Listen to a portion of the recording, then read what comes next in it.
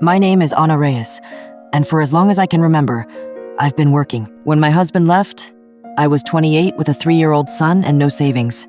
I took 2 jobs cleaning offices at night and serving breakfast at a diner. Every day was the same. Wake up before dawn, kiss Mateo goodbye, and hope I was doing enough. I thought if I worked harder, we'd finally be okay. But somewhere along the way, I started forgetting things.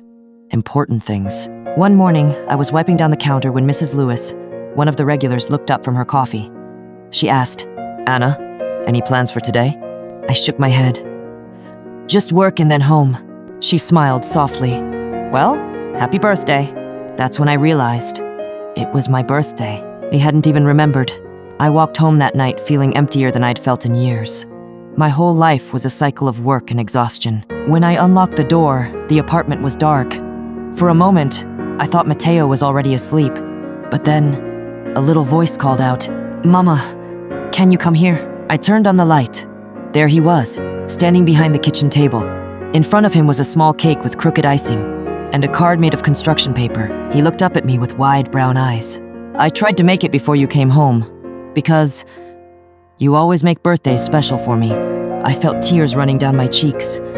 In all my effort to give him everything, I'd forgotten the one thing he needed most.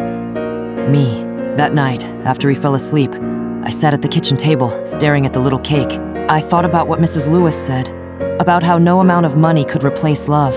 The next morning, I did something I'd never done before. I called the diner and asked for 1 Saturday off a month. Just one. On our first free Saturday, Mateo and I went to the park. We played soccer, shared ice cream, and laughed until our sides hurt. 1 Saturday turned into 2, then 3. Something changed in me. I still worked hard, but I started living too. A year later, I was promoted to manager.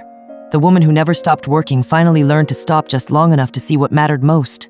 If you asked me today, I'd say this: sometimes we think love is about sacrifice, but real love is about presence. And that little boy with the crooked cake, he taught me that the best gifts don't cost anything at all.